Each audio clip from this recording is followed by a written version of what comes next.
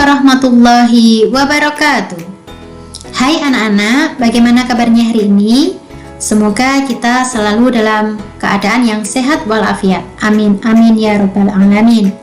Anak-anak, kita bertemu lagi pada materi IPA, tema 3 yaitu materi tentang organ pencernaan hewan dan manusia. Sebelum kita mulai pembelajaran hari ini, mari kita awali dengan membaca basmalah bersama-sama. Bismillahirrahmanirrahim. Anak-anak, fungsi dari sistem pencernaan manusia dan hewan ini adalah sama, yaitu untuk mencerna makanan atau untuk menghaluskan makanan hingga menjadi sari-sari makanan yang dapat diserap oleh tubuh menggunakan alat-alat atau organ pencernaan yang dilakukan secara mekanik ataupun kimiawi. Nah, untuk pencernaan mekanik itu merupakan proses perubahan makanan dari yang awalnya berbentuk besar menjadi bentuk yang kecil dan halus. Sedangkan pada pencernaan kimiawi merupakan proses perubahan makanan dari zat kompleks menjadi zat-zat yang lebih sederhana dengan menggunakan bantuan dari enzim. Lantas, apa itu enzim?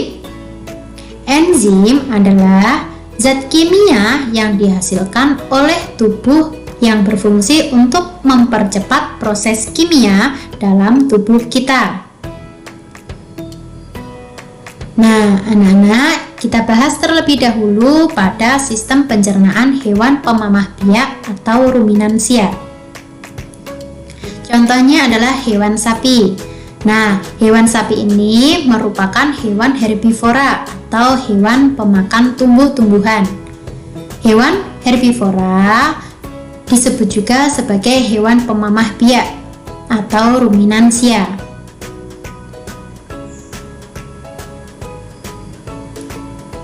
Saluran pencernaan dari hewan pemamah biak atau ruminansia diawali dari mulut, kemudian kerongkongan, kemudian perut besar atau rumen. Ya, ini perut besar atau rumen. Setelah itu ada namanya perut jala atau retikulum di sini.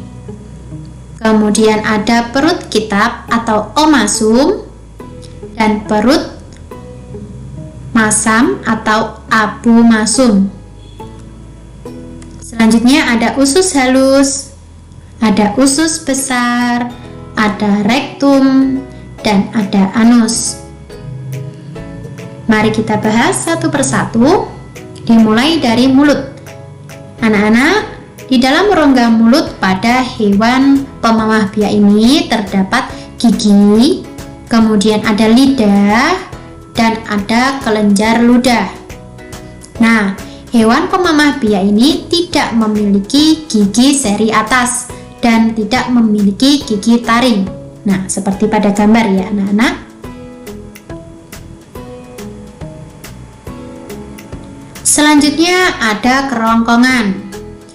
Hewan pemamah biak memiliki kerongkongan yang sangat pendek dan lebar serta berdinding tipis. Selanjutnya ada perut perut besar atau disebut rumen. Di sini digunakan sebagai tempat untuk menyimpan makanan yang masih kasar yang berasal dari kerongkongan. Selanjutnya ada perut jala atau disebut retikulum. Nah, makanan dicerna secara mekanis dan kimiawi dibentuk menjadi gumpalan-gumpalan yang lebih halus atau disebut bolus. Kemudian ada perut kitab atau omasum. Ini di dalam perut kitab atau omasum, makanan yang telah dicerna untuk kedua kalinya akan dicerna secara mekanis dan kimiawi.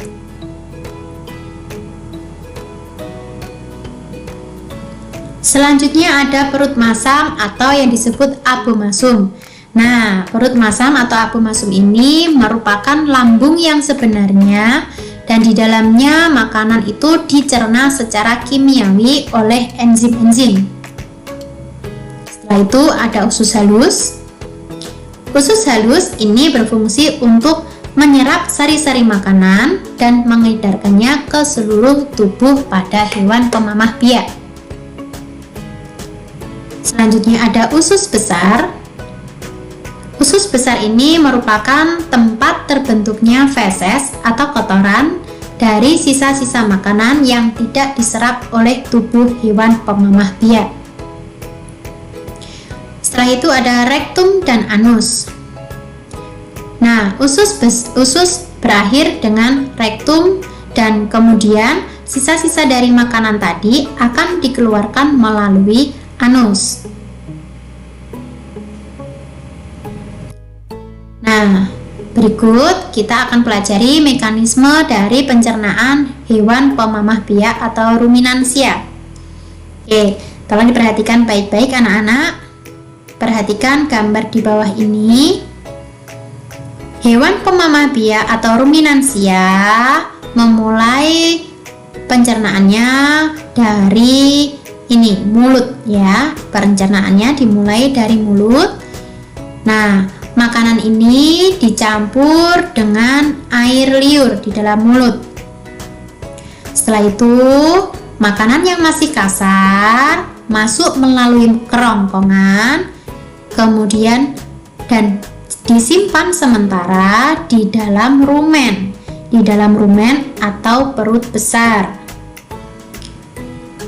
Nah, setelah makanan dari rumen, makanan akan masuk ke dalam retikulum. Di sini retikulum ya, atau perut jala. Di sini makanan dicerna secara kimiawi dan dibentuk menjadi gumpalan-gumpalan kecil, kemudian dikembalikan lagi melalui kerongkongan kembali lagi ke mulut untuk dimamah kembali, untuk dikunyah untuk kedua kalinya ya. Setelah makanan yang sudah dipamah tadi ditelan lagi ya, ditelan lagi dan masuk ke omasum atau perut kitab. Ke omasum, ke perut kitab ini untuk digiling. Setelah makanan masuk ke omasum ini, makanan akan masuk ke abomasum. Abomasum atau perut masam. Setelah makanan dari perut masam ini, makanan akan masuk ke usus halus untuk diserap sari-sari makanannya dan diedarkan ke seluruh tubuh dari hewan pemamah biak. Setelah itu menuju ke usus besar, dan di usus besar ini terjadi pembusukan sari-sari makanan yang tidak diserap oleh tubuh, sehingga membentuk feses atau kotoran. Feses dan kotoran tersebut akan bermuara di rektum dan dikeluarkan melalui lubang anus. Oke, secara singkatnya bisa kita tuliskan perjalanan sistem pencernaan dari hewan pemamah biak tersebut, yaitu dari mulut, kerongkongan, rumen, retikulum, mulut lagi, omasum, abomasum, kemudian usus halus, usus besar, rektum, dan anus. Coba kalian perhatikan video berikut ini. Kali ini kita akan belajar proses pencernaan sapi atau mamalia. Pertama, makanan masuk ke dalam mulut dan melewati kerongkongan. Kemudian, makanan masuk ke dalam rumen untuk ditampung sementara. Lalu, makanan masuk ke dalam retikulum untuk dicerna menjadi gumpalan kasar. Kemudian, makanan didorong lagi ke mulut untuk dikunyah kembali hingga halus saat sapi sedang istirahat. Setelah dari mulut, makanan masuk ke dalam omasum untuk dihaluskan secara kimiawi dengan bantuan enzim. Lalu, makanan masuk ke dalam lambung terakhir, yaitu abomasum. Abomasum merupakan tempat makanan dicerna dibantu oleh enzim dan asam klorida. Setelah dari abomasum, makanan masuk ke usus halus untuk diserap sari-sari makanannya dan diedarkan ke seluruh tubuh. Makanan sisa yang tidak dicerna akan keluar melalui anus. Kita kembali lagi dan kita lanjutkan pada organ pencernaan manusia. Alat pencernaan manusia dapat dibedakan atas saluran pencernaan dan kelenjar pencernaan. Kelenjar pencernaan menghasilkan enzim-enzim yang dapat membantu proses pencernaan kimiawi. Kelenjar pencernaan terdiri dari kelenjar air liur, kelenjar getah lambung, hati, dan pankreas. Saluran pencernaan manusia merupakan saluran yang menerima makanan dari luar dan mempersiapkannya untuk diserap oleh tubuh. Baik anak-anak, silakan kalian perhatikan alat pencernaan manusia. Dimulai dari mulut, ya. Kemudian ini ada kerongkongan. Ini namanya lambung.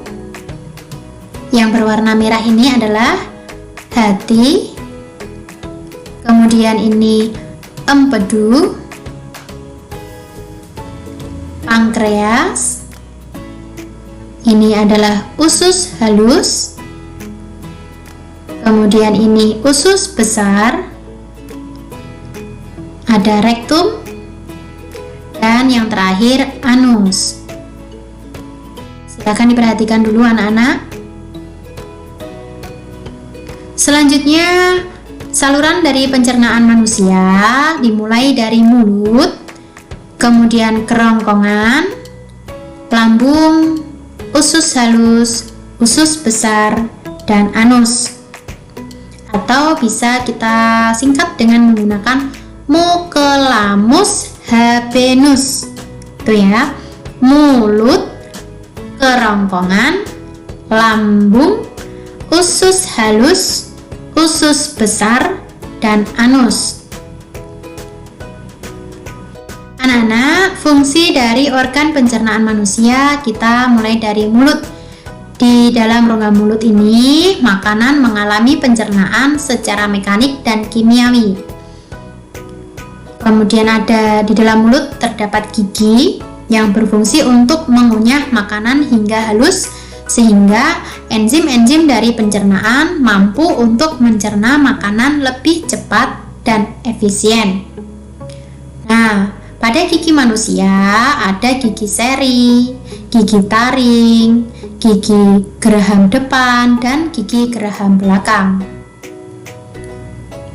Selanjutnya ada lidah. Lidah berfungsi untuk mengaduk makanan di dalam rongga mulut dan membantu mendorong makanan agar masuk ke kerongkongan serta sebagai indera pengecap rasa. Nah, anak-anak, pada bagian ujung dari lidah kita digunakan untuk mengecap rasa manis. Pada bagian belakang dari ujung tadi, di samping kanan dan kiri bagian depan sendiri ini untuk mengecap rasa asam. Belakangnya lagi bagian kanan kiri untuk mengecap rasa asin. Dan pada bagian pangkal atau bagian belakang sendiri pada lidah kita berfungsi untuk mengecap rasa pahit. Kelenjar ludah atau air liur yang bisa disebut sebagai saliva ini berfungsi untuk membasmi dan melumasi makanan sehingga memudahkan kita ketika menelan makanan. Ludah dihasilkan oleh kelenjar ludah.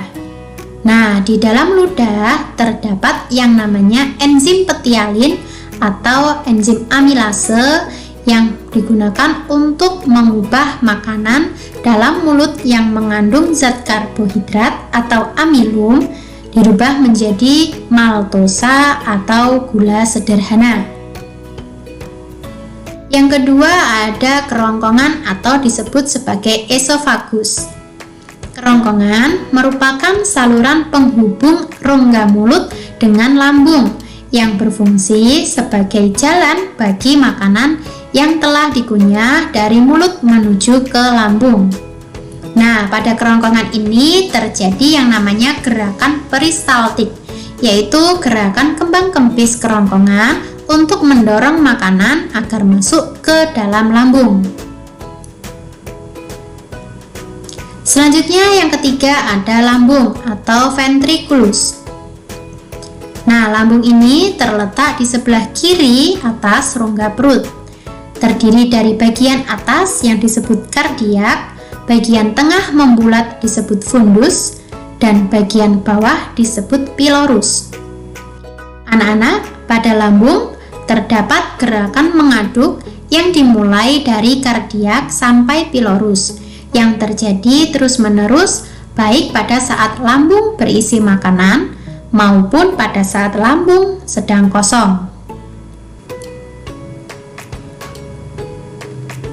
Yang keempat ada usus halus atau disebut intestinum. Ini merupakan tempat penyerapan sari-sari makanan dan tempat terjadinya proses pencernaan yang paling panjang. Pada usus halus ini terdiri atas usus 12 jari atau duodenum, usus kosong atau jejunum, dan usus penyerapan atau ileum. Seperti ini ya anak-anak, duodenum, jejunum, dan ileum.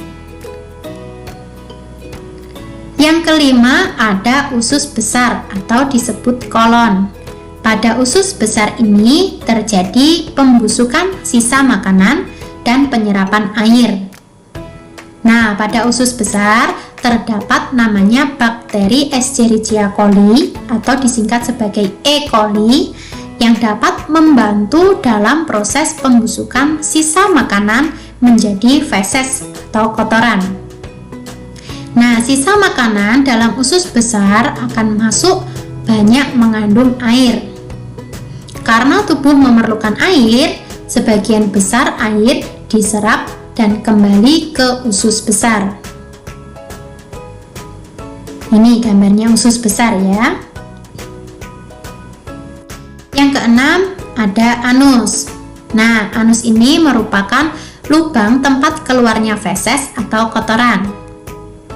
Sebelum dibuang lewat anus, feses atau kotoran tersebut akan ditampung terlebih dahulu di rektum. Nah, apabila nanti feses sudah siap dibuang, maka otot sfinkter atau otot yang terdiri dari otot polos dan otot lurik ini akan mengatur pembukaan dan penutupan dari lubang anus. Nah, di sini ya anak-anak, ini yang namanya rektum. Sedangkan di bawah ini adalah lubang anus. Sebelum feses atau kotoran tadi keluar, mereka akan berkumpul di sini, bermuara di rektum. Jika sudah siap untuk dibuang, maka otot sfinkter tadi akan membuka atau mengatur lubang anus untuk membuka dan menutup, sehingga keluarlah feses atau kotoran tadi. Coba kalian perhatikan video berikut ini. Sistem pencernaan.